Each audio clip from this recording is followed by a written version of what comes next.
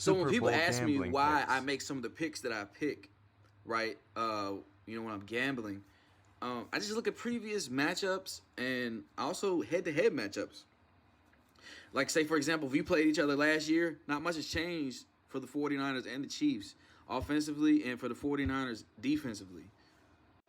So I don't expect Patrick Mahomes to throw for 423 yards, but I do expect Isaiah Pacheco to have more than 8 carries. On average this postseason, he's getting about 18, 19 carries. Against the Baltimore Ravens, he got 24 carries. I would look more into that range. What's more interesting about this is MVS and his yards. Maybe you want to go on a limb and go him over on his yards. And I would also look for McCole Hardman to get rushing yards on the end around, maybe even a touchdown against this 49ers defense, as I'm about to show you. So like I've been telling you guys, the 49ers defense is very susceptible and very vulnerable to end arounds because of how aggressive they are up front. They're also very injured and not as athletic in the back end as they were in previous years. This is last season, though, when they were healthy. This is one of 3 McCole Hardman, sweep end around touchdowns. That was 1. This is 2. Okay, this is like a 25, 26 yarder right here. That's 2. And we're going to do it again because you can't stop it. 3. This is 3 touchdowns. The Chiefs are still running this.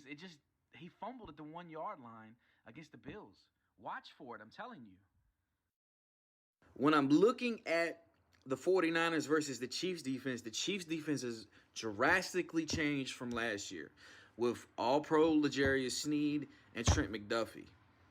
Probably one of the best 2 corners in the game. Now, here's some of the stats from last year's game, but this was with Jimmy Garoppolo, of course. Christian McCaffrey's first game with the 49ers. So I would look more as to Kittle being close to that. And Ray McCloud, they don't even use him no more. So maybe Juan Jennings would be there. But more of what I expect from the Kansas City defense would look more like Baltimore versus San Francisco. These playoffs, the Ravens gave up 13.5 points per game. The Kansas City Chiefs gave up 13.7. In the sacks department during the season, the Ravens had 60, and number 2 was Kansas City with 57. It's easy to see when you break down film. The City Chiefs, they have been sacking the quarterback these playoffs. I know a lot of people don't want to hear that because they have their own conspiracy theories and everything, but the stats are the stats, bro. The San Francisco 49ers have given up on average 159 yards per game in these playoffs.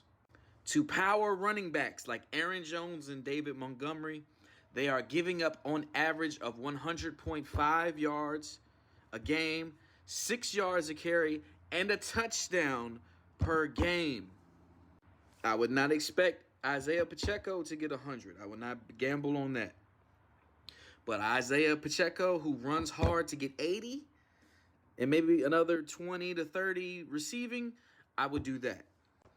Clyde Edwards-Helaire is another sneaky one. Maybe you want to do him for like 25 rushing yards. You can argue with feelings, but you cannot argue with facts and stats.